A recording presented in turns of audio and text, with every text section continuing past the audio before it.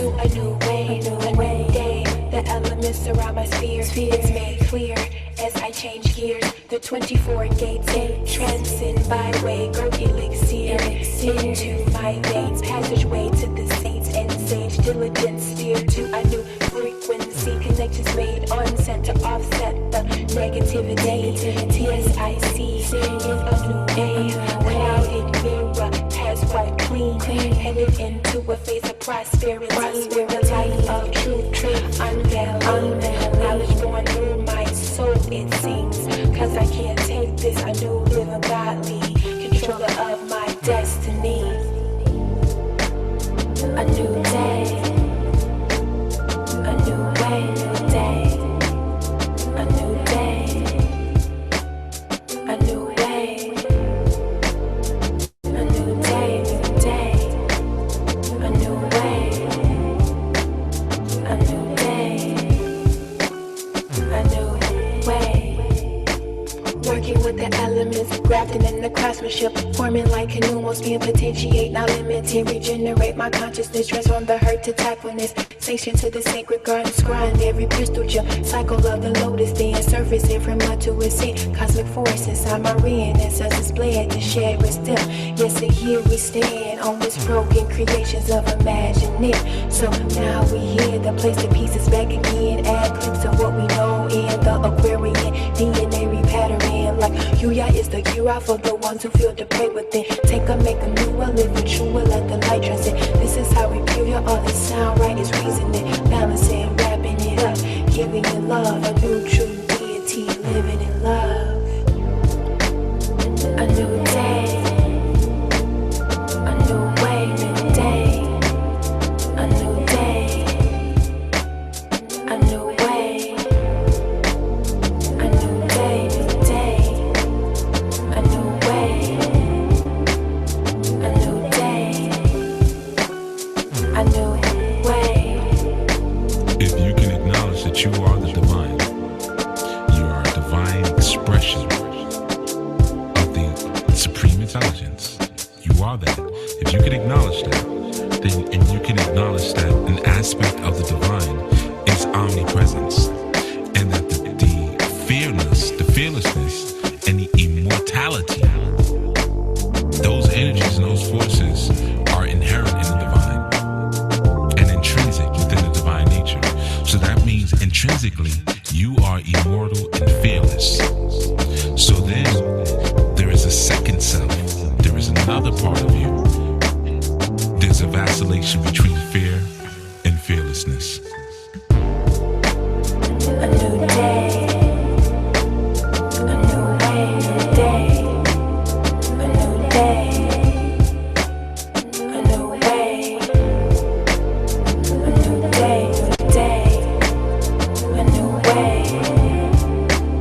a new day, a new way. If you can deny the body, if you can deny and detach from the human thought, then you can identify yourself with the fearless and immortal, all pervading, all powerful, all knowing divinity that you were created in the beginning to be.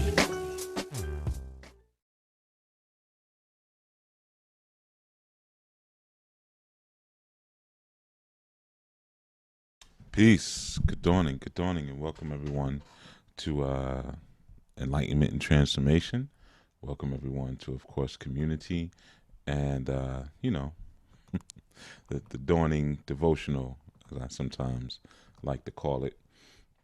As always, I want to welcome our first time folks who are just coming in and just learning about Anu and just learning about these teachings, and those faithful few as well who are always present and making their energy fill up the space and bringing that healing vibration. I wanted to start off this dawning and really address something that I've addressed previously in another show, another segment.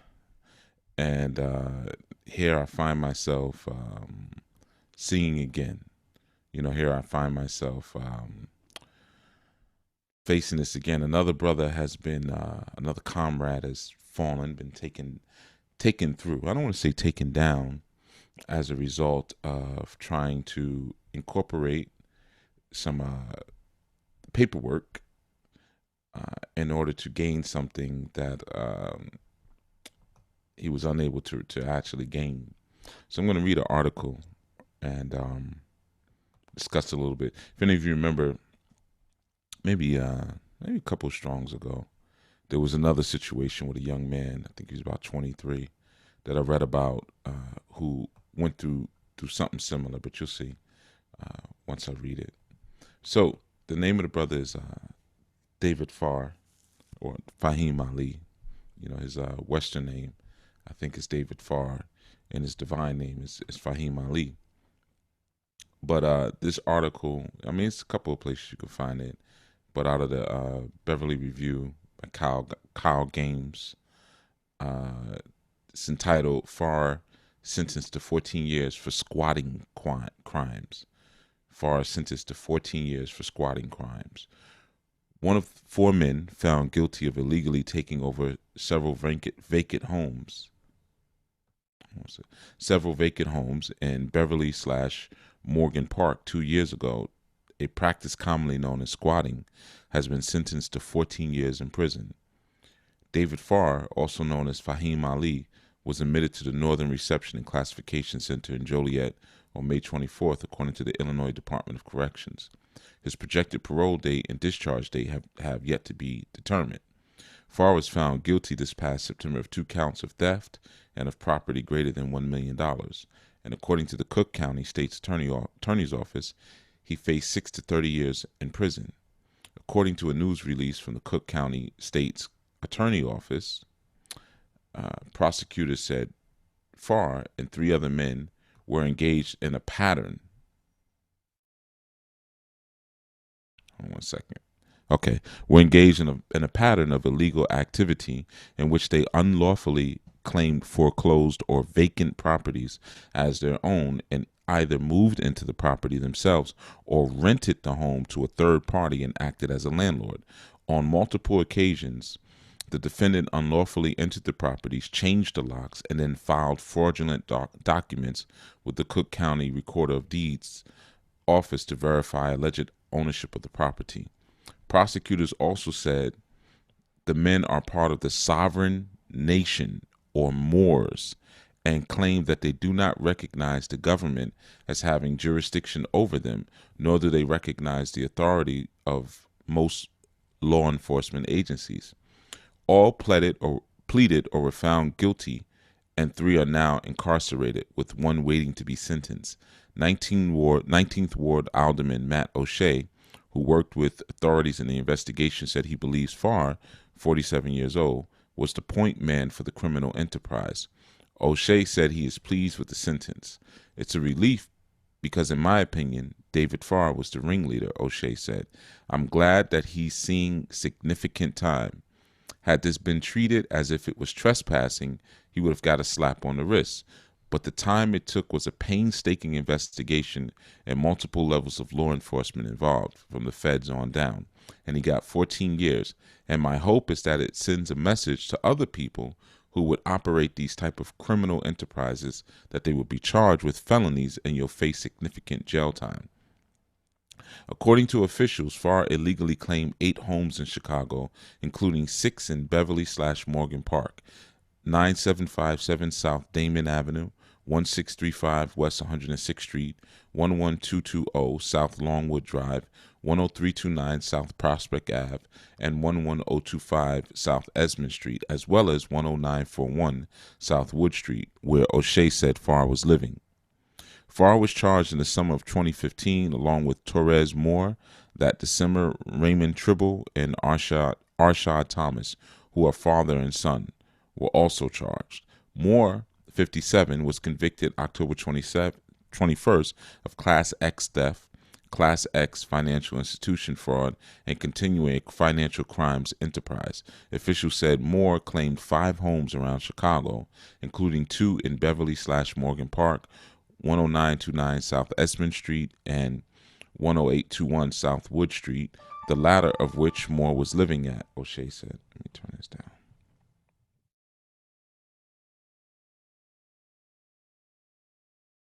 Okay.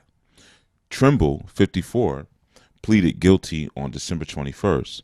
According to the IDOC, it's the Illinois Department of Corrections, Trimble was sentenced to 4 years for theft of property between $500,000 and $1 million, 2 years for escaping violating electronic monitoring, and 1 year for aggravated fleeing with more than two control devices.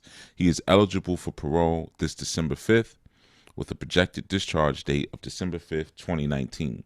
Thomas, 28, pleaded guilty on March 26, 2016 to one count of burglary in connection with a property located on the 1600 block of 106 West 106th Street. Prosecutors said he unlawfully entered 3 properties, changed the locks, and resided in the properties without the authority of the lawful owners. According to the IDOC, Thomas began serving a 45-month prison sentence on March 17th of 2016, and at one point he was incarcerated at East Moline Correctional Center. He is eligible for parole on October 25th and scheduled to be released on October 25th, 2019, but that has changed. According to the Illinois Department of Corrections, Thomas is now in work release custody at the North Lawndale Adult Transition Center, and he's up for parole June 16th and scheduled to be discharged on June 16, 2019.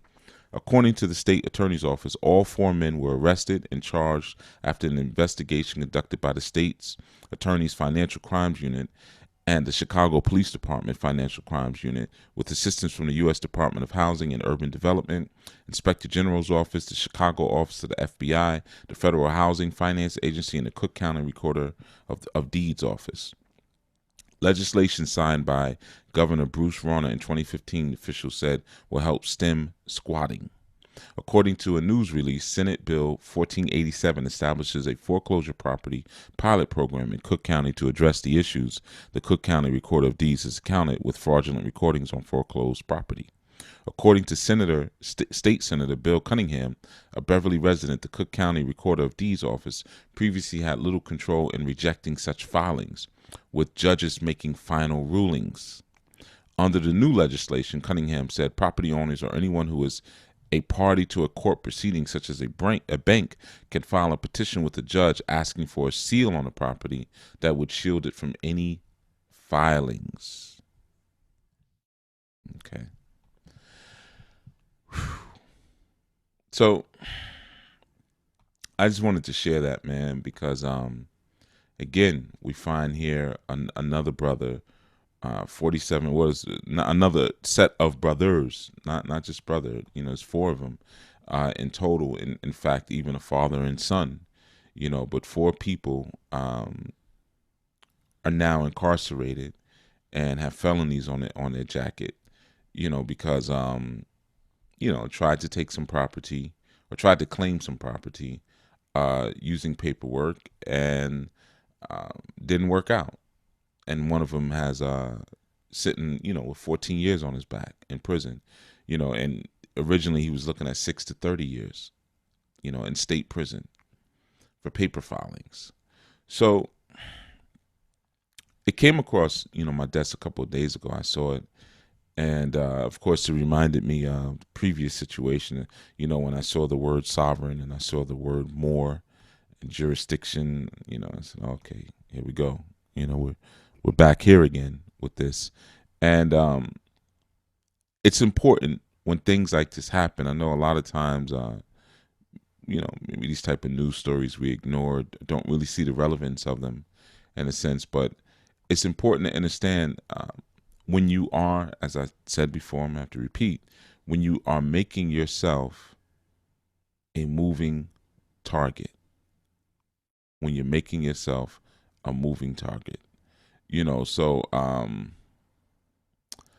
that's a problem that I keep seeing in terms of our community and sometimes getting wrapped up into certain movements and certain get rich quick schemes, and claiming property quick schemes. And like I said, you have all these different people who will hand you this paperwork but have never gone through a legal war themselves, have never gone through any type of situation aside from maybe a parking ticket where they've actually had their liberty at risk, and we're still injecting and putting forth that level of paperwork, or injecting and putting forth that level of vehement negation and rebuttal.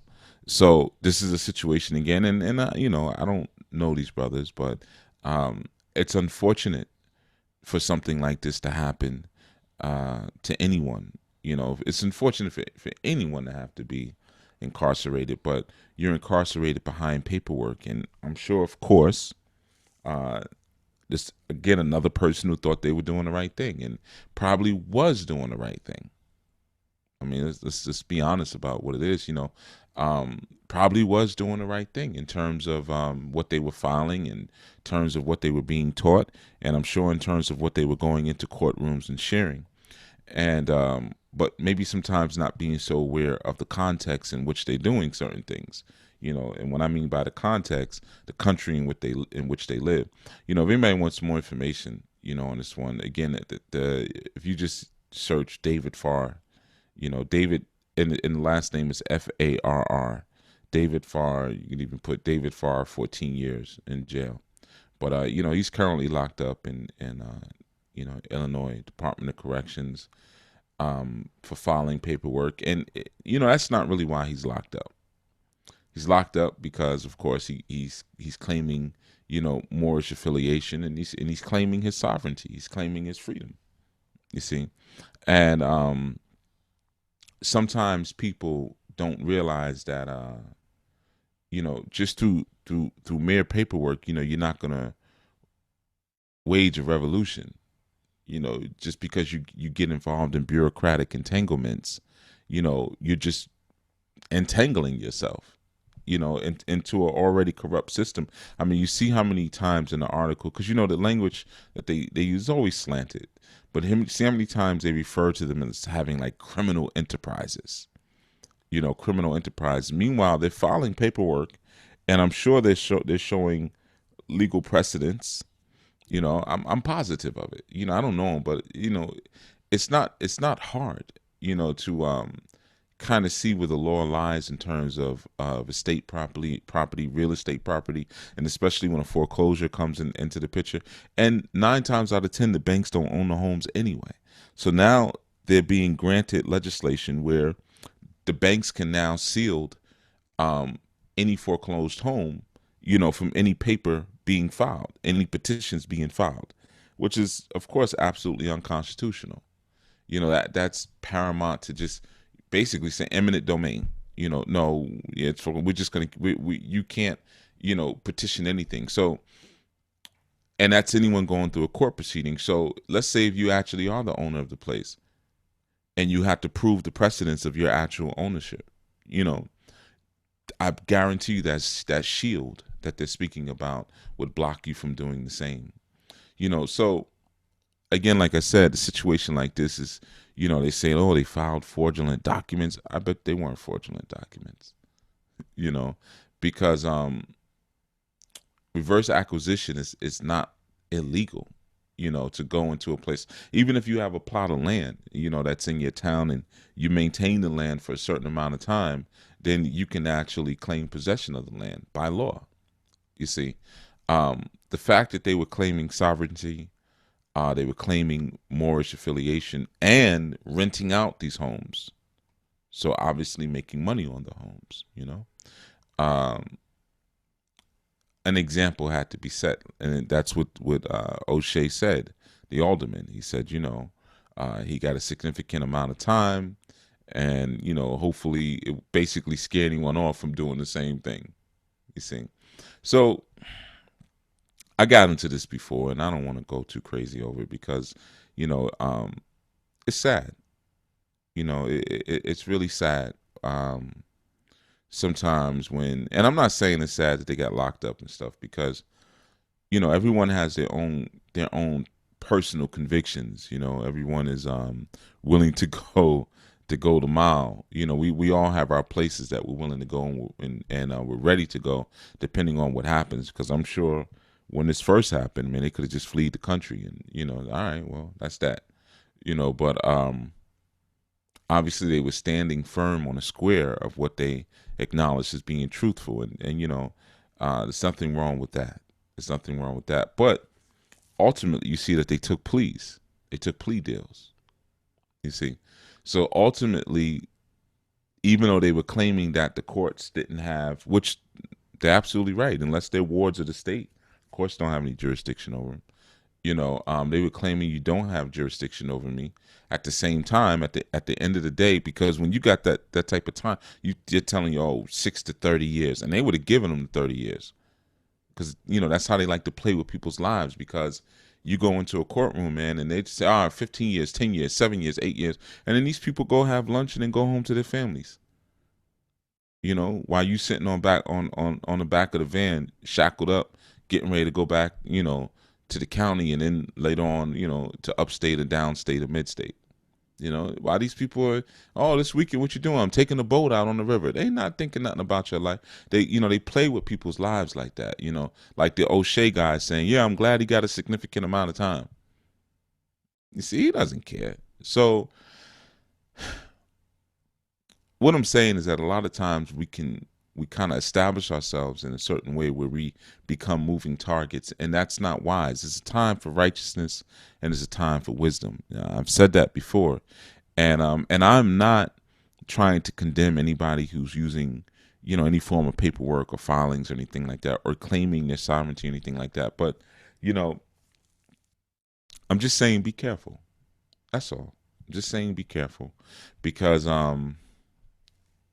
things are switching and changing around again, and don't forget the beast that you have, heading up this corporation, this multi-state corporation, and if you're not playing by certain rules, they're gonna come for you, and if you're ready to say, okay, well, listen, man, whatever happens, I'm ready to do this, okay. But, everyone may not be built like this. Like I said, at the end of the day, they took plea deals. Why? Because, and once you take the plea, you're begging the court. Even when you file a petition just means to beg. So even filing a petition is saying that this person has jurisdiction. You see, because I have to beg you. I have to ask you because this is yours.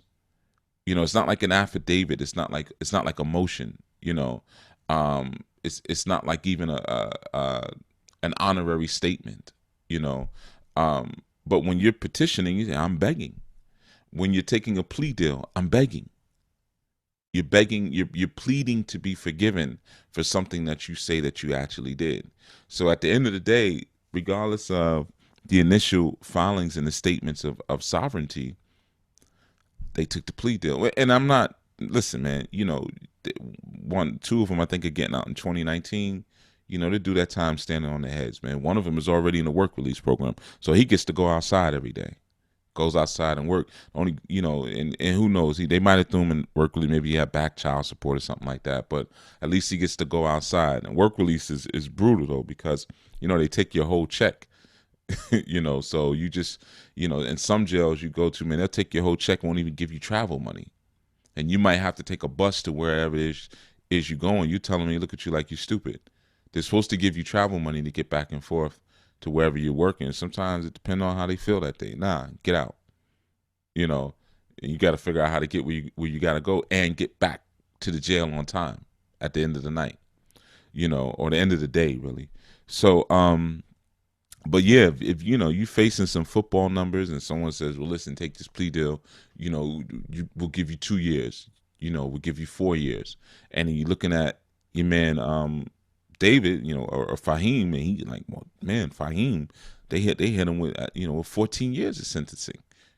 Man, I'm gonna take plea deal, and I'm sure if Fahim took the plea for 14, think about the numbers they were already scaring him with. Hey, man, 30 years, you're 47 years old, you won't get out of here till you're 70 years old. That's what you want? Is that what you want, man? You're not going to see your children grow up, and this, they start hitting you with all that stuff because they never want to go to trial. They never want to go to trial.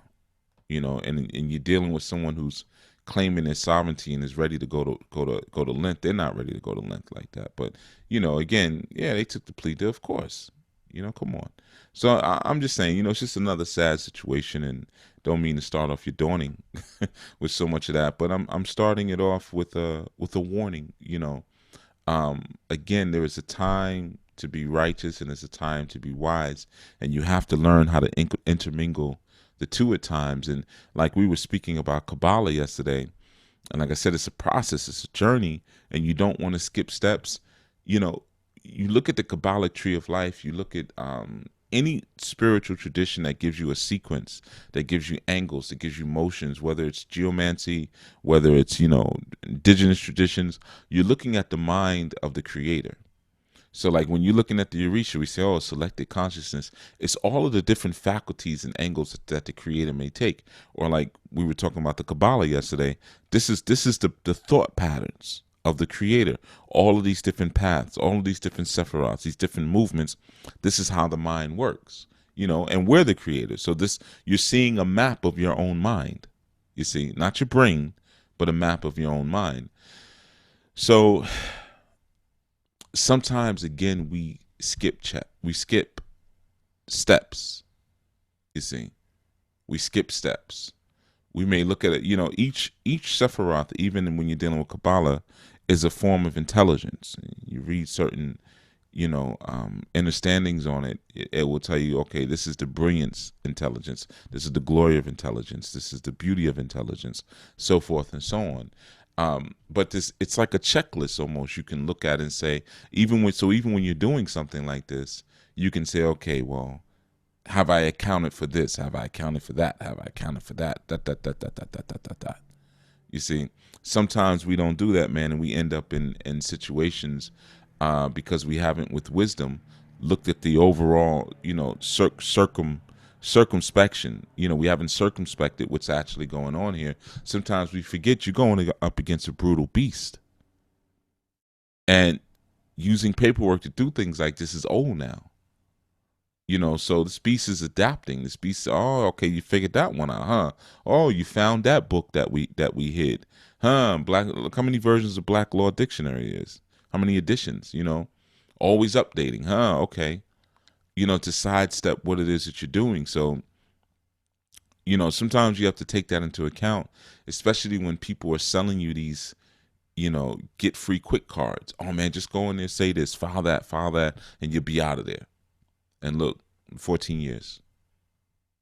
You see. Yeah.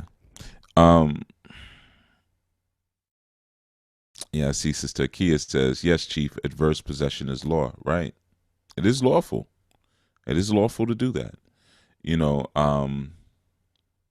But whose law?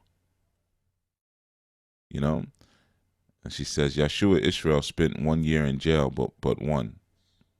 Yeah, a multi-million-dollar shopping mall. Like you say, this is spiritual. They do not publish the ones that win. Yeah, they don't. But you can fight things from the inside. You might get a year in jail, or you might not. You might not win.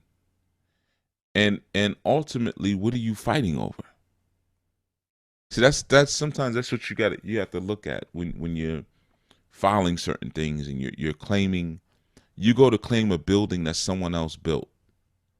You didn't do a thing to build it, nothing. And you say, well, that's what the banks do. The banks, they make you take out these loans and the money's not real, and then they sell your loan immediately, and they don't even have the original bank note, but then they still charging you the servicing fee, right? So then you go do the same exact thing. So what paradigm are you putting yourself into? But you're doing it without the backing of a corrupt system behind you. You see, you're trying to interweave inside of Satan's faculties. Well, if they do it, I can do it too. And ultimately, what are you doing all of this for? Material possessions. That's what you're doing this for. Material possessions. So you get yourself entangled into all of this bureaucracy because you just want to have something. And ultimately, the same thing. You want to have something that you had nothing to do with building. There was labor that went into that. There was effort that went into that. And we say, yeah, but they come and they claim property. Yeah, they do. Sometimes they claim property while you're still living in it. You get behind in your payments. Next thing you know, you try to get caught back up. You find out the bank that you thought owned the loan doesn't even own the loan anymore. And they send you down the street and over here and over there and over there. But at some point, you have to make a decision. Where do you want to be and what do you want to be? You know what I'm saying? And what I mean by that is we kind of tend to dip in and out of things. Like these brothers, first of all, they took a plea deal, so there's no winning from jail now. Because first you claimed they didn't have jurisdiction, then you took a plea deal, which now gives them jurisdiction. You see? So just that by itself, you jammed yourself up. Just that by itself. Now you could say you did that under duress and so forth and so on. Absolutely, yeah, you could do that, but you kind of jammed yourself up a little bit there. So ultimately, what I'm saying is that we're doing all of this for material possessions. Tareem says they spent billions of dollars building these prisons while Obama was in office. Now they are doing any and everything to fill them up. Yeah, But let's think about this for a second. Like you said, oh my goodness. Is that what you're going to wear? I'm sorry, folks. Give me 1 second. That's what we did all that ironing for this morning. So you could wear that. You're going to wear that scarf. Take that off, man. Yeah, take that off. You must be out of your mind. Matter of fact, give it to me. Because I know you're just going to try to put it back on. Give it to me, man. You look like a straight up homo. What is this? This is a woman's scarf.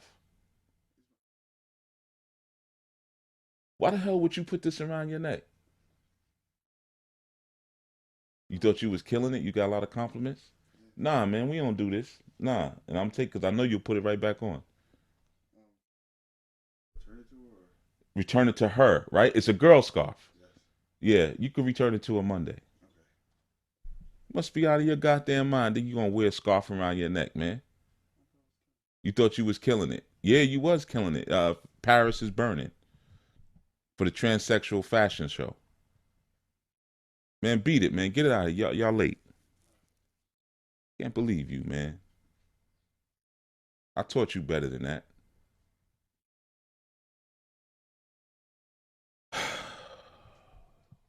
God.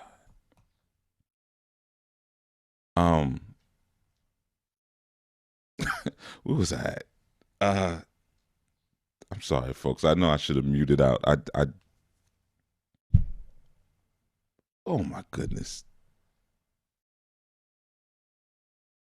Yeah, we might have to get that homeschooling back in effect. I think this experiment has gone wrong.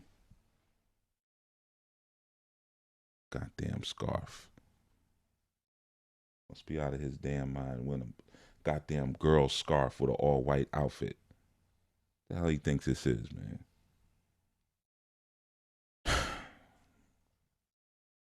All right, let me try to focus back in, man.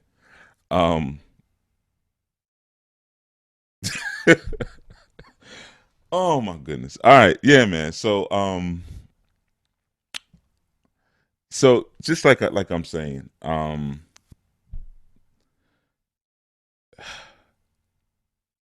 just give me a second, folks. All right, give me 1 second, folks, because I actually feel like going back and saying, but hold on, give me 1 second. I'll be right back. Niggas.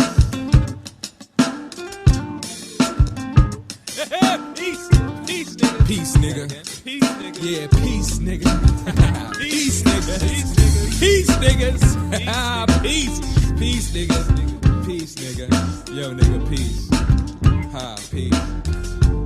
Strapping up the djembe to polyrhythmically convey the final days of the nigga. Slap tone and bass stripping the grips of ignorance from the hidden soul. Transforming this man-made monster into an enlightened warrior with traditional power.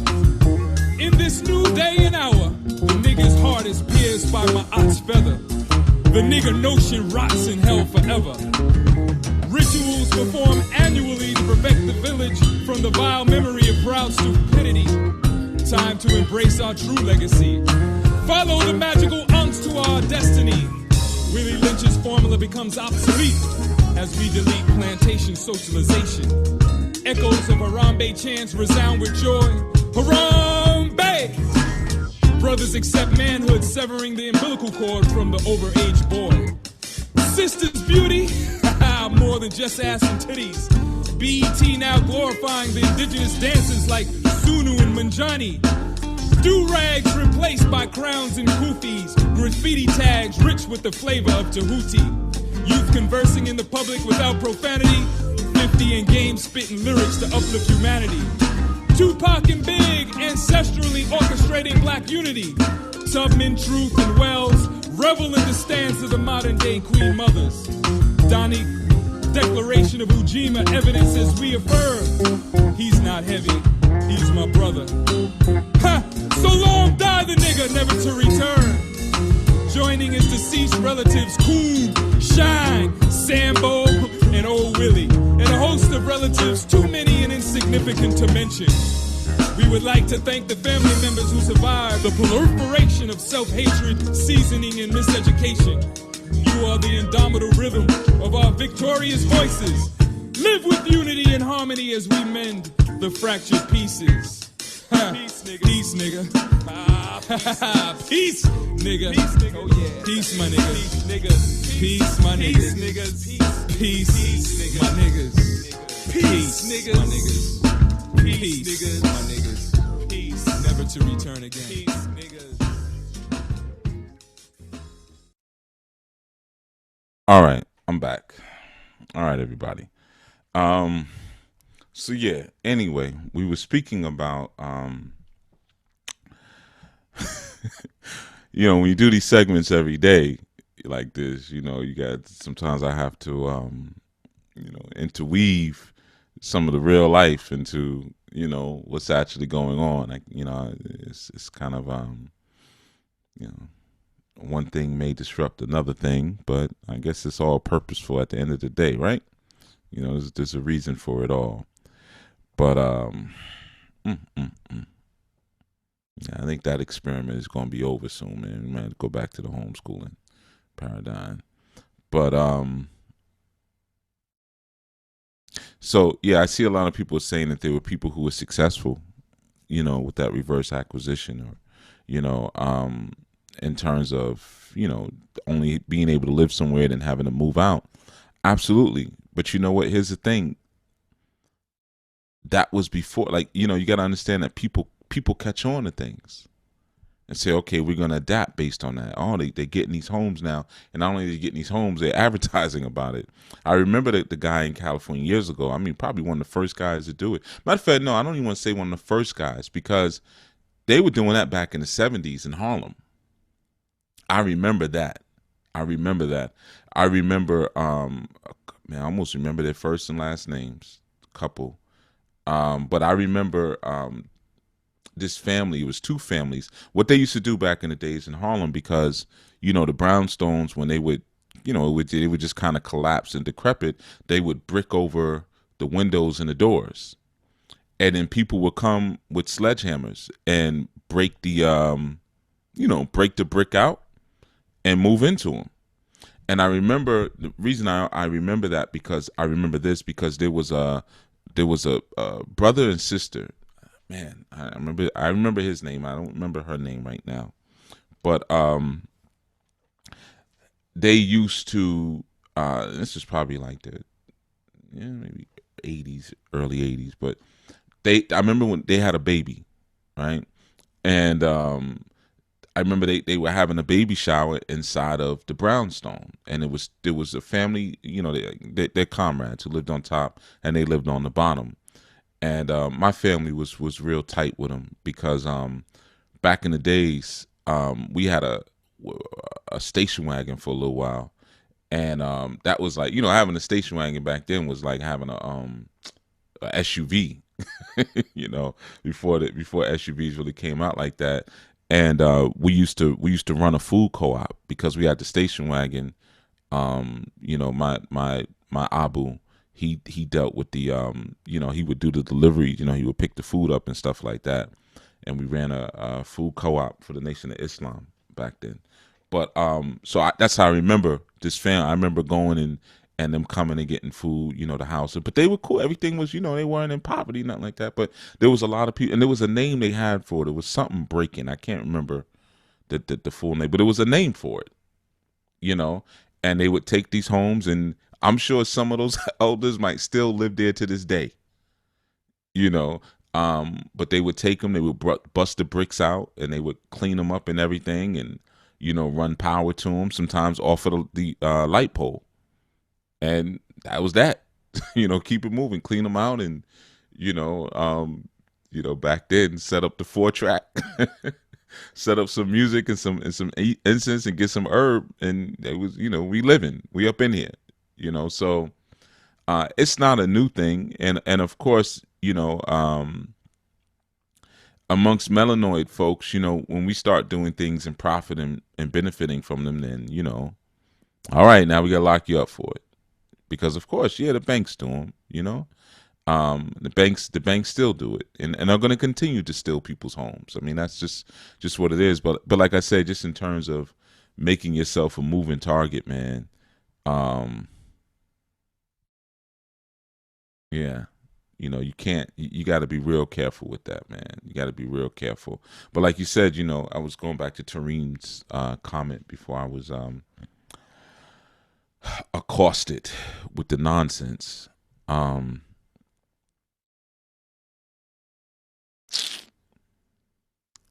Yeah, I know. I get sometimes I get stuck on things.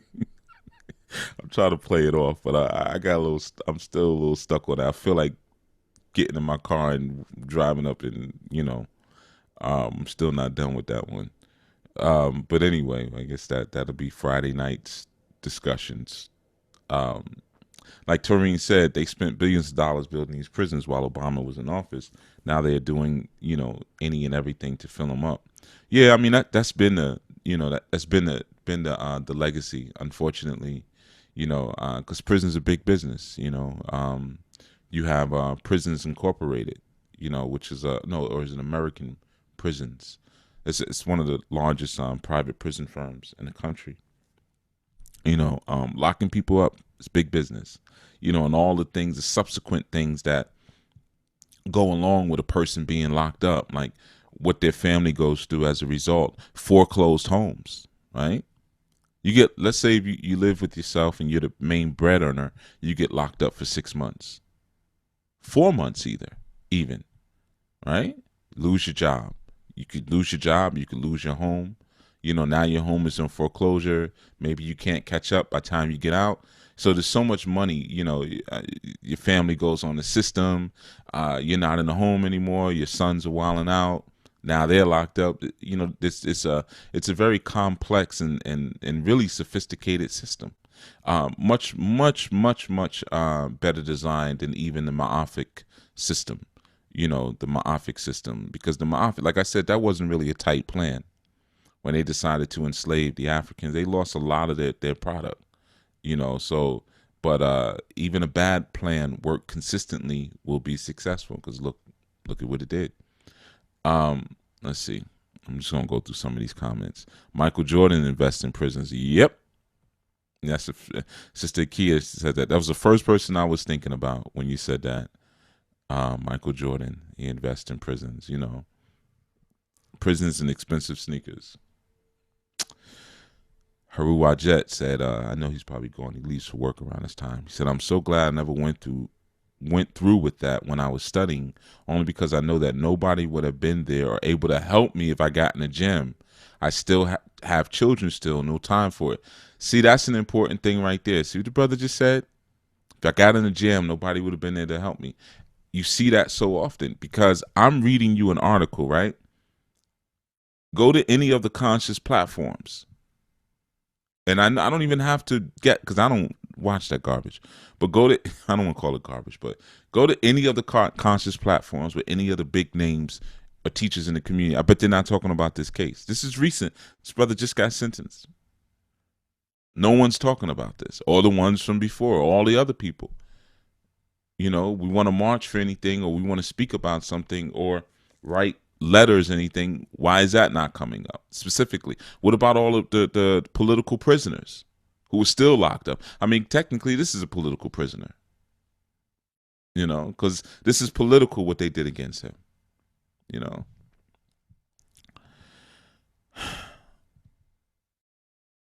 Your mama Sadaka says Baba on duty. Yeah.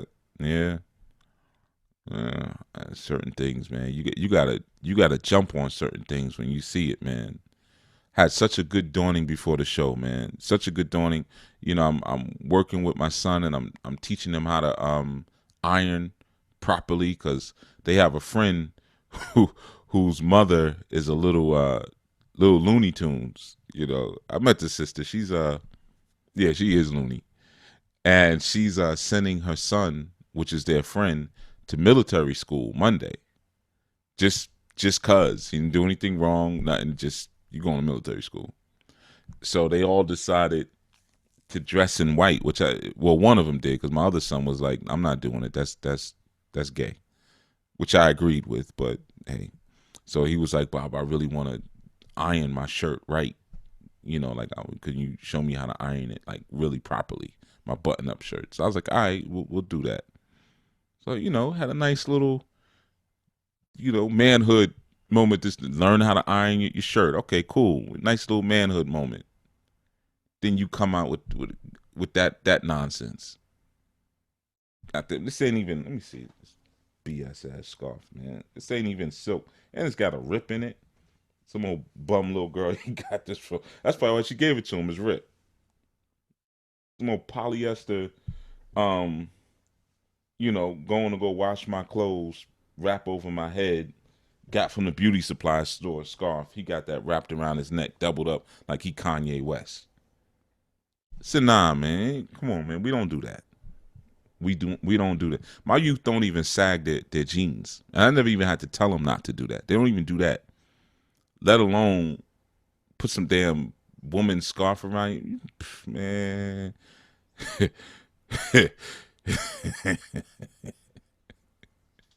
Woo! You almost heard an ass kicking live on air. Lucky he was quick with it. He said, okay, but he took it off quick. He said, I thought I was killing it. He took it. He knew. Because his brother kind of pulled him to me, like, Baba, look. Godly. Brothers, you got to be diligent, man, because like I said, we're in a predatory society. You know, they on them. They trying to take them from you, especially when they big and strong and handsome and you know, manly. They try to take that from them quick, man. Look at how half of these football players dress off the field. Look like giant transsexuals. You know. Coco Loop said, your fine kids will bring you out of your zone. Mm-hmm. And I want to homeschool my son as well. Yeah, homeschooling is the way to go. You know, it's the way to go. You know, that was very positive results with that, with all the youth, man. Yeah. Sometimes you experiment, and that's what experiments for. You find out what works, what doesn't work. Marva says, there goes Baba. Yeah, I had to handle that. So Haru Wajah has said, I had a friend in Cali that did it for 2 years. He still ended up having to leave. Right. Daryl Orridge says, recognition of court's authority. Right. As soon as you take that plea deal. As soon as you go in there, you stand up. As soon as you go. And you don't let them know, hey, I'm here on a special appearance. Not because I need to be, but because I'm making a special appearance to be here today. If you don't say that every single time you go, then they say, okay, well, you came because we told you to come. You know, it's so tricky. All rise and you stand up for the honorable. Honorable? Who said you're honorable? Where'd you get that from? And that's a title of nobility, honorable. That's been outlawed in this country. So now you're already making me break the law just when I refer to you. And then you got a lawyer over here called Esquire, which is another title of nobility. That's been outlawed as well. That was outlawed back in the 1600s. You know. But anyway, let's see. I'm just going through the comments a little bit. Sister Kia says, "How do we come out as commanded in Revelations 18:4? You are coming out. Sometimes through our desires to get a slice of that pie, we put ourselves back in. As you can see, what happened with these brothers wanting a slice of the pie. You know, fire 987. Haven't seen that brother in a minute. Says, LOL, I feel you, Chief. I got an 18-year-old, always got to check and give the codes. Yeah. Mama Sadak says, we tried the public school experiment 6 years ago and had to reel them back after one. Yeah, it's there's nothing advantageous. It's nothing you get out of it. If you have the time and the energy and a large enough family, man, you keep them out of those environments, because there's nothing but destruction and death and just foolishness up in those spaces, man. You know, nothing but that. You know. Okay, Sister Kia says, I agree. When we are not serving our purpose, we are out of order. Yeah. Yeah. Okay.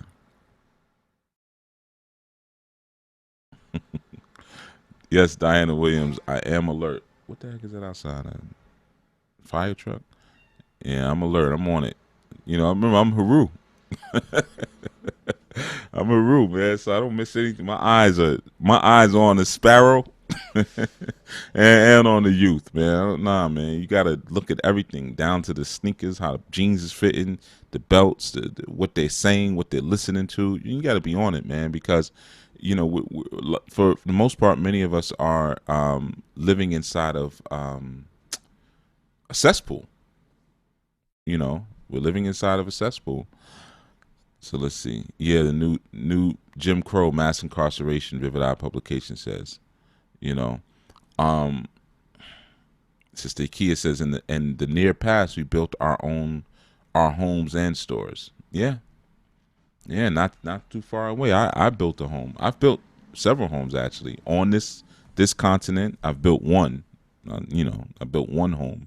You know, on this continent, and off the continent, I've built every home that I own off this continent. I built. You know, so, and again, men, and go back to that again. Great feeling. You know, when you can build your own, you design it the way you want, even when you mess up. you know, I've had homes I've built and have had problems later because, you know, I didn't know certain things at the time, and you know, it's a learning process. But yeah, it's nothing like it, man. So let's see. I'm just going through these real quick. Gloria Cable says, yes, and the cost of phone calls from prison to county jail. Yeah. Phone calls, it's another hustle. I mean, so many hustles. You know, for a bag of tuna fish, you know, the prices are crazy, or some toothpaste, or some shower slippers, or, you know, of course, yeah, that phone call situation is crazy. You know, stamps. You know, like there's so many different things. You know, it's when you're inside of a prison, you're essentially inside of a mall, a very expensive mall.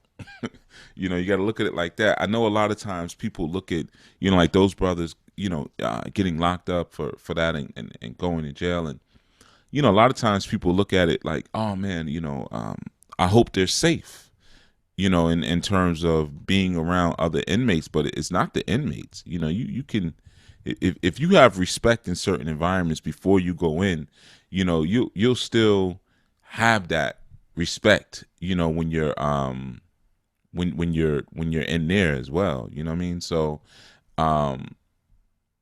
you might, you know, I mean, any jail is rough, of course. You know, don't get me wrong. It's not like, you know, you go and everything will be cool. Any jail is rough, but you know, the problems that come is from the environment, what the COs would do to you, but even the stress that comes from the expenses in it. Like you just said, Sister Gloria, yeah, the phone calls, having to get certain things you need, even just getting some ramen noodle soups, little soups, because certain spots, if the food is messed up, you're gonna live off them ramen noodles and tuna fish, or that nasty Jack Mac, you know. So a lot of times it's not so much about the violence per se. It's the stress of the environment that wears you down, and of course the stress that you put on your family. So, like I said, with those brothers going through that, um, kind of going through that in that situation, sometimes you got to look at how it affects more than one person when you're doing these things. It's not just you, but it's also how it affects your family. The stress that you put, your loved ones through. Who may not understand what you're doing, who may not understand what you're standing for. Sometimes it's very difficult to understand that. Um, yeah, and peace everyone coming in, man. Peace everyone. Yeah, doctor's visits. Yeah, you pay for all that, man. You get sick, you think you're gonna go down there and just say, I'm gonna go get some aspirin. Nah, you gotta pay for that. So it's anything you need, you gotta pay for. And each jail is different, of course, but yeah, it's an expensive environment, believe it or not. It's an expensive environment, and obviously you can have jobs and then you can work in a laundry room, you can work in the kitchen, or if you get the hookup, like on the county, and if you're in the county, you can get road duty. You become like a trustee of the jail and stuff like that. So you can get little jobs and stuff like that, but you're not, you're earning cents, you're earning pennies, literally. You know what I mean? So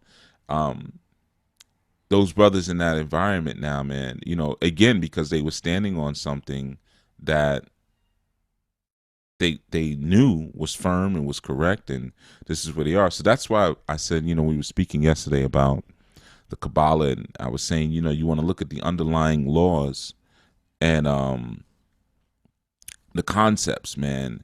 You want to look at that, and that's really where you want to cue yourself in, because then that will give you the full picture of how you should be functioning, of how you should be moving and enacting what it is that you do. A lot of times we extract that. So even when we go into legal processes, we extract the spiritual component, not just the good sense component, but we extract the spiritual component. A lot of times sometimes we just forget where we're at. Just as simple as that. You forget where you're at. You're not back home.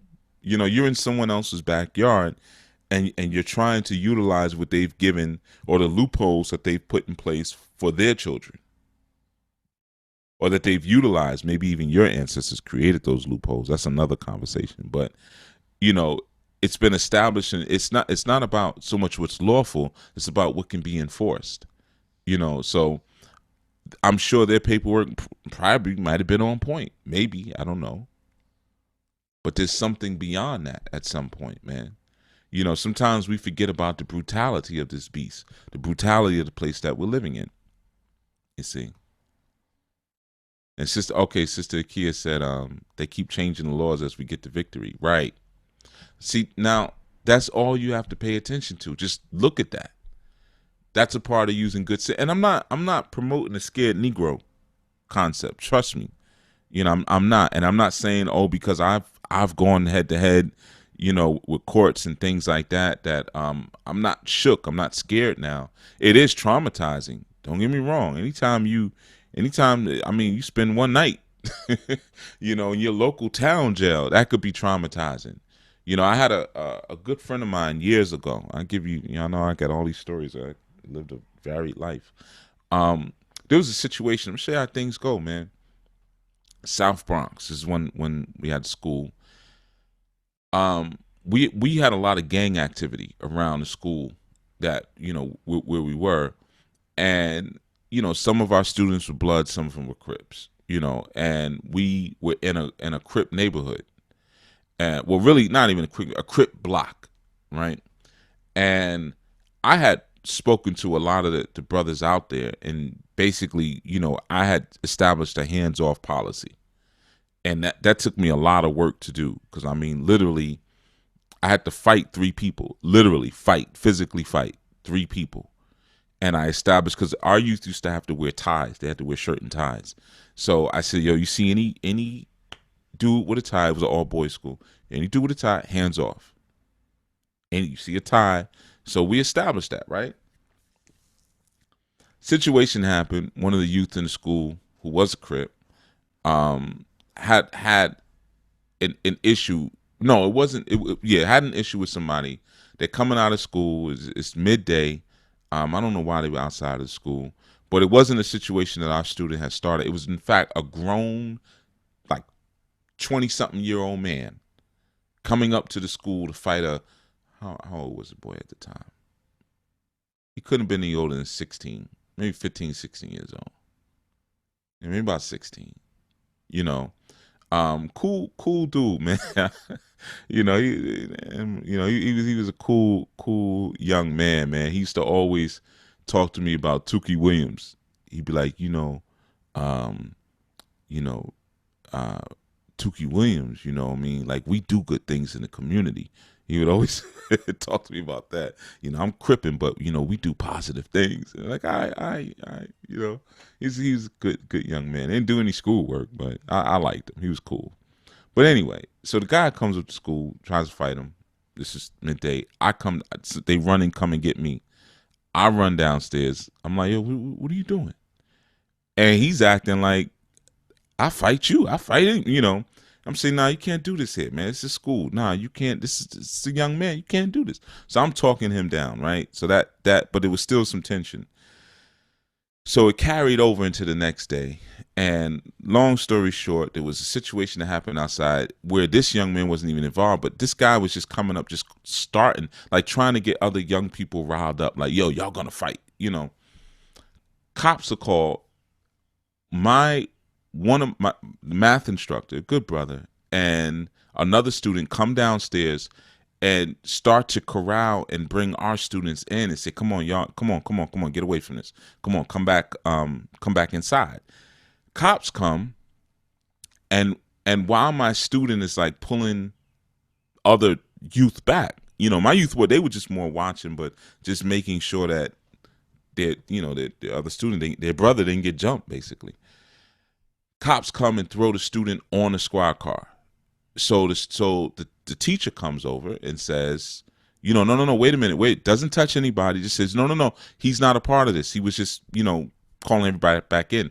Cops grab him in front of everybody, throw him on a car, cuff him. Right? It was a whole big thing. Bring him down to the precinct.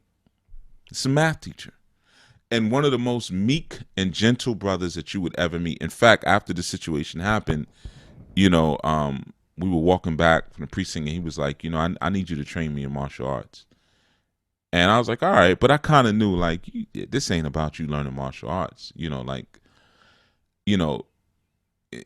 not the type of person, he doesn't have the heart. He's not going to be fighting anybody. He's very meek, real smart alecky, but just really a very gentle brother. He needed to stay that way.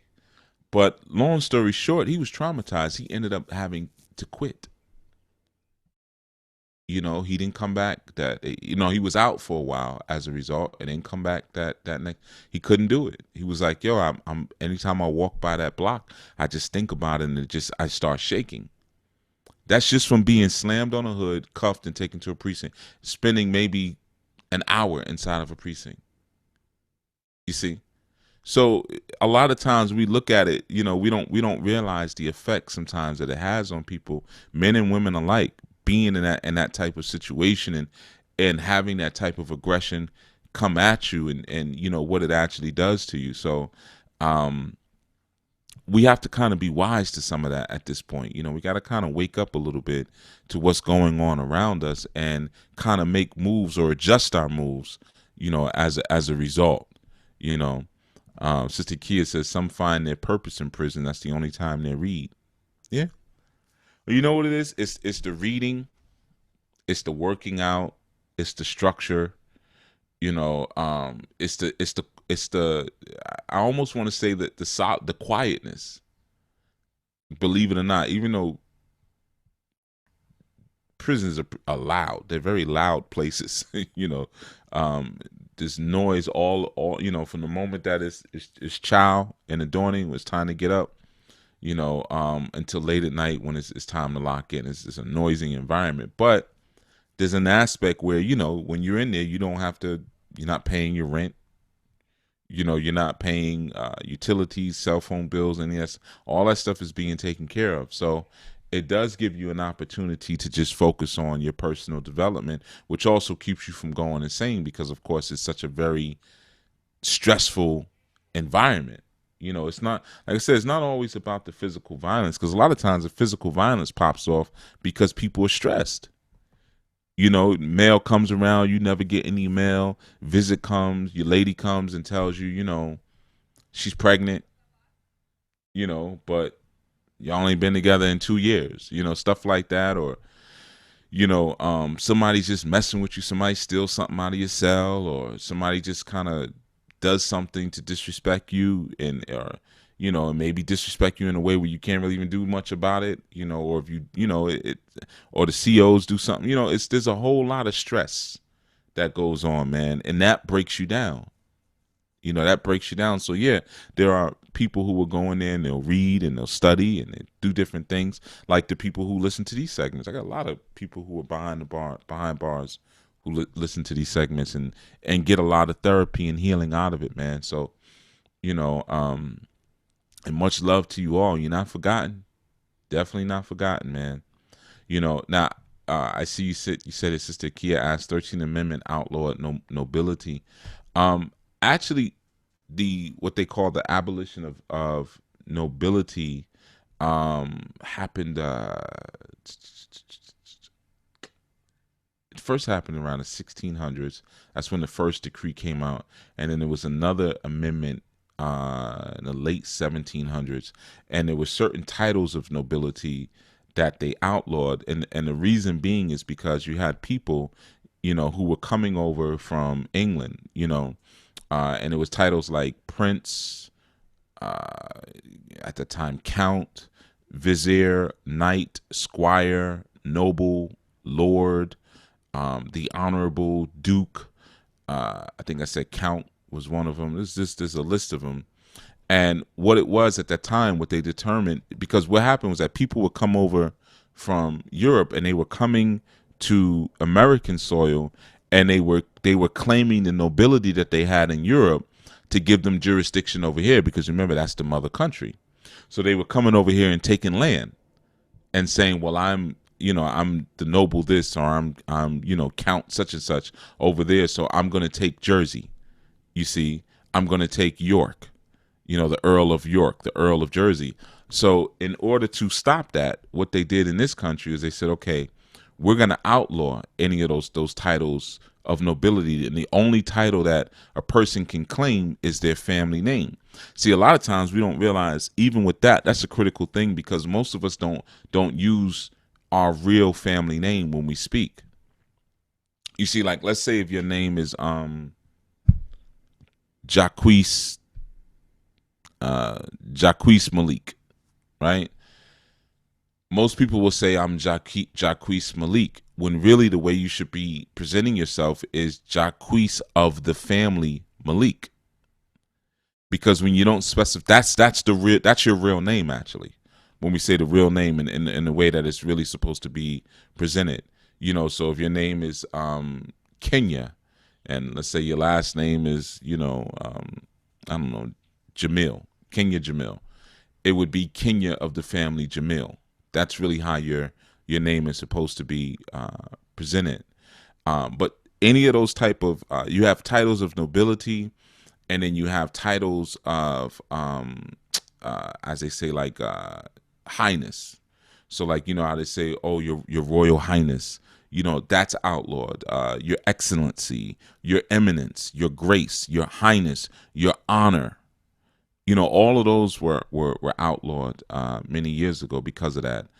But they do say that in many, like, it's not outlawed for foreigners. So what that means is that if you come and visit the country and you're acknowledging that you're a foreigner, you can still use your title, but you can't use your title to claim anything. You can't say I'm this over here, so now you have to give me this here. Okay, because again, that's how they were coming over here and re-stealing, re-stealing and carving out land from the people who had already took it. But yeah, it's a constitutional amendment, you know, and like I said, in late 1700s, then you had the title of nobility clause that was inputted, you know, and that was introduced into the Constitution. It had been ratified a few times. That's why you see, you know, there's different dates in terms of that, you know. But yeah, I don't remember what I was saying to acknowledge that, but I'm just answering the question in that one.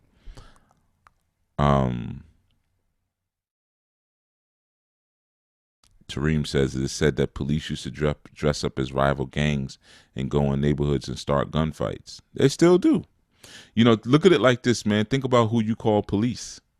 Police to me is anyone who works with the state. That's police. You know, so an informant is police as far as I'm concerned.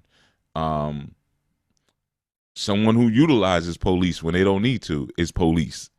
You know, there's a lot of police, you know, that are moving around here. Snitches are police. A snitch is police, you know, because they're policy agents. So anybody who's pushing the policies, anybody who's an agent for the policies, that's police, you know. Um, and he said just to keep gangs divided and from linking up together and coming up with ways to protect the communities from the cops, and instead they would shoot each other. Yeah, there's so many different agents, man, because you know they're policing their they're just agents. They're policy agents. Just look at it like that. There's certain policies that they want to put in place, and then they hire agents to help them put those policies in place. That's all it is. So anybody who's helping, I mean, your pastor could be police. You know what I mean? Your bishop could be police. Your imam could be police. Anybody who's trying to make you, honestly, a good American, you know, could be considered a policy agent. Kia says, when we do adverse possession in our community, nothing is done. When we go after $1 million homes and multi-million-dollar centers, the bar members get busy. Yeah, but you see that? I think this brother that I brought up earlier, the article that I read, David Farr or Fahim Ali, which, like I said, I think is his divine name. He was doing this in his own community. You see, he was doing it in his own community. So that's what I'm saying. You know, they're spotting certain things now. You know. And we just have to move with a different kind of wisdom. Okay, you know, it's just like when people talk about the Illuminati and you hear me say, that's not the name anymore. You think they're going to keep it the Illuminati and meanwhile y'all know it's the Illuminati? If you know the name of it, that means it's not that thing anymore. Come on, nobody's that stupid. You know, so the same thing, you got people selling you paperwork for UCC and status correction and claiming your nationality and all these different things like that. You got people selling that type of paperwork, but we never really look at it in the sense that, well, if this is made public now, chances are it doesn't really work. Yeah, they might let a few people slip through here and there, but ultimately that's to also identify who's going to be doing what. Like I said, you make yourself a moving target. I'm sure many of you are or some of you, you know about the whole cops dressing up as gang members. Might have heard about the also the story when they took a car full of the government took a car a train car, a freight car full of guns and weapons, and brought them through California and left the train car open. This was back in the days. You know, this was all that COINTELPRO stuff. You know, so they armed the community. So let's see who grabs the gun. Let's see who goes for it. You see, so it comes down to that at some point. And that's what I'm saying. We have to start looking at the angulation and the configuration of the God mind. Beyond, you know, and I'm not trying to take it away from what we're speaking about in terms of community work and politicizing what it is that we're doing, but think beyond what's presented right in front of you. You know, it's called good sense, you know, in some circles. But sometimes you have to, peace, Sister Georgina, by the way. Gloria, what you retract your message for? What you put in there? Probably was talking about the renter dreads.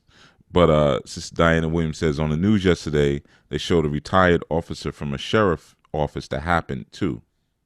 He was forced to get on the ground, call all kinds of names, and he said he kept telling them he was a retired cop, organized gang. Hey man, he thought he bought his freedom papers. That's what he thought. Hey man, I'm a retired man. You ain't got no freedom papers. That's what people think, man. You know, it's like South Africa apartheid, man. Where's your papers? You know, I'm a retired cop. Retired. Okay, well, you know, then that means you don't have your passbook, so you can get it like anyone else, man. You know, this stuff isn't new, man. You know, that's why I don't really do a whole lot of commentary on it, man, because, you know, as a man, at some point, it becomes a very feminine excursion because, like I said, our job is not to report the problem. Our job as men is to fix it. So, like when I see, even sometimes I see little videos that pop up and these guys are breaking down different things and, you know, Tiger Woods got arrested. Let's talk about it. Like, come on, man. What are you? Are you a man or a woman? You sitting around at the beauty shop with the dryer on your head, you know, and rollers in your head, and you over here talking about Tiger Woods got arrested for a DUI or Bill Cosby situation and all these different things. You know, what are you? So that's what I'm saying. You know, I don't really speak about this stuff as much. I'm bringing this to the table as a warning, man. A lot of you I know who do engage in some of this paperwork, and I've had these questions asked of me before. Yeah, I was listening to this one or listening to that one, Chief. Do you think I should do this? I'm not telling you do or don't, but I'm telling you be aware of the consequences that could possibly come to you, and the fact that the landscape is changing. So just like I don't think you could go to Harlem now and go to an abandoned brownstone if you could find one, but go to an abandoned brownstone and knock the boarding out of it and just go move into it and then run a wire up from the light pole. That's not happening at this point. You know what I mean? People have found value. You may be able to get away with that in Detroit or in certain places of Georgia, you know, or all these different states where you have all of these abandoned neighborhoods. You might be able to get away with that for a little while, you know, but sometimes we have to look at when the terrain has changed. So just like Harlem is different now, man. These brownstones, multi-million-dollar investments at this point, man. So let's be a little wiser in the way we move. Let's look at when we're studying things like Kabbalah, instead of just saying I want to study so I can get deep and meditate and sniff incense and stare at candles. Let's look at the mind of the creator and say, okay, when certain things are presented to us, let's go through our checkpoint. The Kabbalah is only an 11-point checkpoint. I mean, you could do that in no time. Boom, boom, boom, boom, boom, boom. Boom. Okay, let's look. Does it make sense here? Does it make sense here? Let's balance it out. That's why I wrote the book, The 14 Keys, to give you a checkpoint list. Does it align with this? Does it align with that? Does it align with that? Does it align with that? If not, man, you might want to leave that alone, you know, or you might want to think about it a little bit differently, man. I'm all about getting free and untangling us from this beast of an environment. I'm with you. You know, I'm all about that. That's what I'm doing right now as I'm speaking to you. But we got to use some wisdom. You know, and I'm not saying look at what's happening, people, and get scared. I'm saying get wiser. Okay, maybe there's a better way to do this. Is there a way to maybe file this paperwork and to protect myself and to insulate myself a certain way? You know, maybe I need to start looking into diplomatic immunity and getting diplomat plates on my car and things like that to see if that's possible. You know, and I know people have already done that and talked about doing that. But there's deeper level. I'm just giving examples. There's deeper levels to this thing, man. You know, and at some point you may look at it like this. Listen, I'm interweaving, I'm playing with all these different legal ideas within, again, someone else's backyard. Maybe I need to do this in an environment where the attack is less direct. You know, maybe I should move to Canada, Costa Rica, or, anywhere else where the attack is less direct. See, it's so sad that a lot of times we never look at the world like that. Like, we never think about we could live anywhere. We could just get up and go. Take our families with us, especially for you younger people or you younger people who have younger children. We get locked into certain paradigms, and that's the slavery right there. Where am I gonna go? You know, you don't know anywhere else but the plantation. You don't know where east is or west, north. You don't know none of that. How many of you look at maps or have maps in your home? Put a map up on the wall. I don't care if it's a little printout from the internet. Just put it on the wall. Get used to well, even though those maps keep changing. They keep changing. When I was young, Greenland was humongous. Now it's like a little dot. But just get used to even some of the names of places where you could possibly be. And I'm not telling you to run and escape or run and hide, but if you're going to put the effort into claiming sovereignty and to doing certain paperwork and saying, well, this is a Mexim, we were here first, this is our landmass, that's cool. I'm with you. All of that is cool, but also understand and learn the other places that you may have also been as well. It's important to learn that as well. You see, what did Public Enemy say in that song? Fear of a Black Planet, right? Well, the name of the project or the CD album back then. Fear of a Black Planet. Why? Because if you scratch it enough, I told you, James and Florida Evans. So that means you can go anywhere, man. Go to Mexico. Go to Ecuador, go to Guatemala, go to Paraguay, go to Colombia, Argentina, Venezuela. There's so many different places that you may be able to function and move out of that your ideas and your notions and the things that you want to do are more readily received and certain places are more fertile. Again, I'm not telling everybody to run and hide, but I'm just kind of putting some options in front of you. And then even in terms of doing the paperwork, like I said, like these brothers engaged in, I'm not saying that you shouldn't do it, but what I'm just saying is be aware now that the cat's out the bag at this point.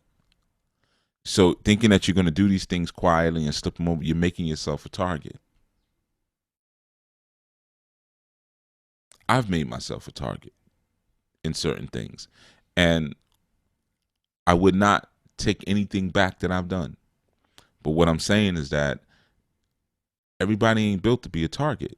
Just like what I shared with you about the good brother who went through that situation once, man, just going to a precinct. Well, he ain't never had nothing like that happen to him. Somebody all up in your face, and he's helping. He was out there to help. And these wild South Bronx cops just pull up and throw him on a car and put cuffs on him and take him to the precinct. Traumatized, probably still traumatized. And this was what, this was like 10 years ago, maybe more when this happened. Yeah, it might have been, I would say 10, 11 years ago when this happened, you see. But it sticks with you. I'm telling you, it sticks with you. It's not like on TV. Then you sitting in the back of that squad car on that plastic seat, and the nerves start and they leave you in the car while they going and doing something. A lot of people never experienced anything like that, man. And in my opinion, should not have to. Jail is not a rite of passage. It's not a, you got to go to jail to be a man. No. Be happy, be free. Enjoy life. Enjoy the sunshine, enjoy fresh air, and being able to walk as far as you want without having to turn a corner and pretend like you doing laps. Because you run it anywhere you walk, you're going to run into a concrete wall or a fence. Barbed wire fence. And enjoy the life that's here, man. And again, so when you're making these moves, learn how to move, with some wisdom. Be wise like that serpent. Be wise like Damballa. Learn how to work them angles and know when to get out of the kitchen. When the kitchen is too hot, sometimes you have to move to another room. So you have to have that situational awareness. Vivid Eye says, yeah, I heard about that. One of the many ways communities harmed. That's with the truck of guns or the freight car full of guns. We just need to learn to make wiser moves, make moves in silence, and be aware of the pushback. Right. Coco's Loop says, yes, there is a difference between gossiping and sharing wisdom. Right. And there's a lot of gossiping that happens, man. And I mean, no one should gossip, but that doubly goes for males because you should be out doing. You see, that's why even social media, for the most part, in many senses, are very feminine mediums. They're very feminine mediums where you sit around and talk about what other people are doing. That's not really what men do. You may go to the barbershop or something, they talk about the game or different athletes and stuff like that, but even that's even tiring.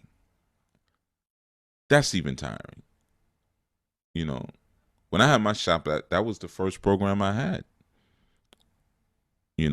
BBB. It was B to the third, brothers building brothers. I know it's kind of corny, but back then that's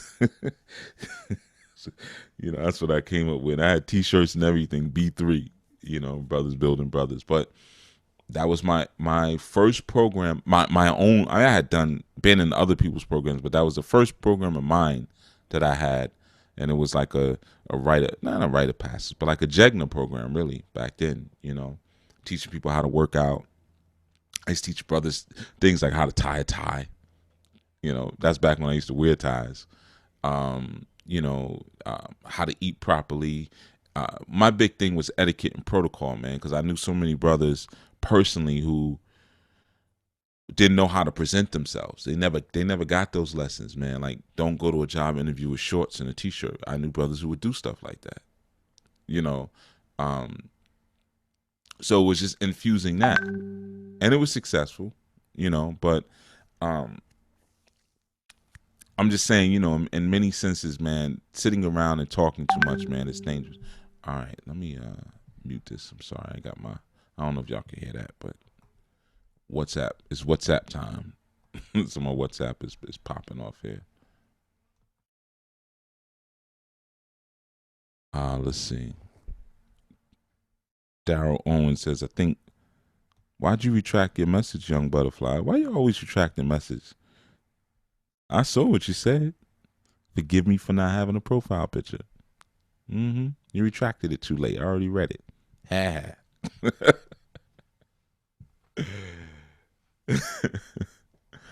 So Daryl Owen said, I think Bob Marley said it best. Time alone will tell. You think you're in heaven, but you're living in hell. Yep. Some folks have thought they found heaven in bureaucratic paperwork. Oh, just file this, file that, claim that, wear this on your head, sign like this, tell them you're a traveling man, use this type of handshake, and then now you can be integrated into the burning tent. It's just, we have our own things that we could do. We have our own systems. We got our own voodoo that we can do. You see? Which is powerful than all those little secret handshakes and Dakota rings. Oh, sign it in red ink. Sign it this way and put the... Come on, man. You learning to master. And I'm not saying you shouldn't learn to navigate and interoperate between certain systems. I'm not saying that. I'm all about learning things and then superseding what's present. But you got to be careful when you're entangling yourself to a point that you can't extract yourself. It's like the spook who sat by the door. Like I said, him going into that situation, he was still loose and fluid enough where he was able to extract himself when needed. Some of us forget again where we're at, and like brother just said, you think you're in heaven, but you're living in hell. So again, like I said, when we're talking about Kabbalah and all these different Orisha and things like that, I always tell you, and I've said it in earlier shows, the Orisha are not for you to learn to get special superpowers. The Orisha is to make you smarter. You look at the combinations, and you look at, okay, let's look at Eshu and Shango and Ogun and Oshun and Oko and Olosha and Arangan, and you look at all these different energies and say, okay, what would they do? And they're always popping off and firing off in your psyche at one time. You see, so when you start to look at situations or you start to go into certain environments, you immediately are working with the higher mind. You see, you're working with the higher mind, because you may have looked at all those buildings and stuff and said, is that really what I want? Or you might have, something might have triggered in you and said, well, wait a minute. Yeah, I know I can grab the building for free. And I know I'm saying the banks do that and they steal homes all the time. But is that who I want to align myself with? Would I want to be identified with that type of behavior and activity? Is that what I want? For something material. Is there a glory? Is there a fulfillment that comes from, building my own, or going into my own indigenous space and buying land and building a home? What comes of that? I'm telling you, it's nothing like having someone who needs work, who needs some money of your own group, and being able to employ your own people. Say, hey, I'm building a home here. I need somebody to help me clear the land. All right. Can you work a chainsaw? Or a shovel or a pickaxe, whatever. But there's nothing like that, man. When you're building communities and on that level, so again, like I said, it's a sad occurrence, man. I definitely feel for the brother Fahim Ali doing the 14 years, and I feel for all of them, because, like I said, it's a rough thing going through something like that. And you got this guy, like I said, Matt O'Shea from the article, is just talking like, yeah, he was the ringleader of the criminal master enterprise. And meanwhile, he's working within the criminal system himself, man. But you have the other brothers, Torres Moore and you got Raymond Trimble and Arshad Thomas, their father and son. You see? And the brother Moore, Torres Moore, he was 57 years old and convicted of Class X theft, Class X financial institutional fraud, and continuing a financial enterprise. You see? He hasn't even been sentenced yet, but imagine the stress that's putting on his heart. He might have never been in anything like that, or an environment like that. So, at some point, come on, man, it's time to wisen up, man. There's other ways to do things. There's better ways to do things, and we keep trying to get a piece of a place that's at the end of the day, that's cursed. At the end of the day, you keep trying to get a slice of the curse. We have to awaken from that, All right, so I'm gonna head out. I wasn't really gonna talk on that article today. I was actually gonna do a deeper Kabbalah breakdown real quick, for the dawning, but between that article and that other tragedy, that fashion tragedy that happened earlier, we went on a different flow. But I'm just gonna say, as you're moving forward, man, utilize the sciences that are put in front of you to have a better mind. I spoke to someone yesterday, and they were talking about something spiritually with a person they knew, and they said, in their everyday life, they were making a comparison of their everyday life and their spiritual investment. They said, yeah, the everyday life looks horrible. They're doing this, they're doing that, they're doing that. But spiritually, they got this. That is your everyday life. Your spiritual life should be a part of your everyday life.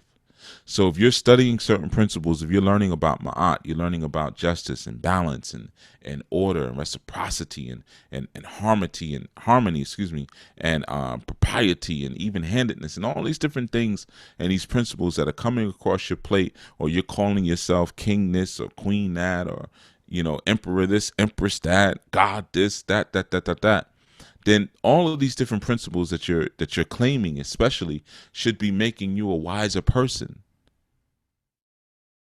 When having the knowledge, wisdom, and understanding gives you that O Gun, O Shun, O Ko, O Ya, O Chosi. You see, O Larun, O Duduwa, O Batala, Orangan, Olosa. The knowledge, wisdom, and understanding of these principles and these values is key. Now, when you not have the knowledge, wisdom, and understanding, that's because you've applied them and lived them. Or if not, you wouldn't have been able to get the understanding. You would not have been able to get the understanding if you have not applied them. So we may have the knowledge of it. We're collecting a lot of knowledge, but it's not integrating into our wisdom and our very actions. Just a lot of dead information, a lot of dead knowledge. You see, that's problematic, man. We have to get out of that. That's problematic. Integrate it into your world, integrate it into your life, and then it becomes understanding. So now when you're confronted with these brother come up to you, hey man, you filed this paperwork, boom, boom, boom, boom. You ain't got to pay no more mortgage payments. You ain't got to pay any more rent. You got to da. Like I remember there was the OPP movement. That was not OPP. That's naughty by nature. Was it OPPT or OPT? I can't remember. It'll come to me in a minute because I was actually studying with them for a minute. But it was a movement. I mean, they're not making as much noise now, but they were kind of popping off, in terms of, again, really dealing with jurisdiction a lot and denying jurisdiction on it, and it was all good stuff, all good information. And at one point, I had a good brother who was actually even OPPT. That's what I think it was. OPPT. Because I should remember that. Yeah, it was the OPPT, the One People's Public Trust. So that's what it was. The OPPT. And they're still around, but I had a brother who was, dealing with them a bit more. And I said, at some point, I said, look at what they're standing for and look at what most of the members are trying to do. They weren't paying rent, they weren't paying their bills and anything, and they're following all this paperwork one after another. And I said, what you need to do is take a moment to look at the actual people who engage in this. And I said, one thing you're going to find, because I said, I bet you, because he was going to a meeting, I said, I bet you'd be the only brother there. He went, he was like, yo, you're right. I said, yeah. I said, you better understand something. They're whining and complaining about what their parents are doing. This situation is different than yours. It's very similar to those who say, oh, we marched in the civil rights. Yeah, but your intent was much different. You were railing against your parents. What is your parents really going to do to you other than put you, in jail for a night? Now some revolutionaries have and are still doing some real time. So don't get me wrong. They really did some major damage to the machine. But for the most part, even like that movement, the OPPT movement, I'm looking at it and I'm saying, when it comes down to it and it really goes down, they're not going to have your back in the same way that you might have their back because the intentions are different. The support system is different, and it's different when you got your own coming against you. Not to say that you can't do devilish things to your own, but it's harder. Would a melanoid person put another melanoid person in jail for 15 years? Yeah, of course. But chances are, a lot of that is done because of a lack of community, a lack of connection, a level of self-hate, a lack of knowledge. Other communities who may not have that, they may be harder pressed to do something like that. So you got to know your company when you're getting involved in all these paperwork movements. Anybody going to ride this out with you? Anybody going to show up, this, that, and the third? I've spoken about this before. I won't make this your Friday. And Friday's assignment, man, situational awareness. Who are you around? What are you around? And how are you moving, engaging yourself based on that? Even down to your home. How easy is it to get from the street into your home? Some of us get houses where our front door is too close to the sidewalk. In 3 seconds, somebody could be inside your spot. Situational awareness is key. All right, until such time, I'll see you all this Sunday. We'll be dealing with the topic, the summer solstice. The summer solstice, good topic, man. It's when we're really strongest. Pineal is at its pinnacle. Son of Man conquers again. So it's going to be a good month in terms of that dialogue, dealing with the summer solstice, and it's going to be some a very interesting thing that I'm going to be doing towards the end of this month. But I'm not going to give you more information on it. You're just going to see it. I'll give you little warnings. All right, but summer solstice this Sunday, and there's also a men's call as well this Sunday. The men's group will be convening this Sunday. All right, until such time, peace.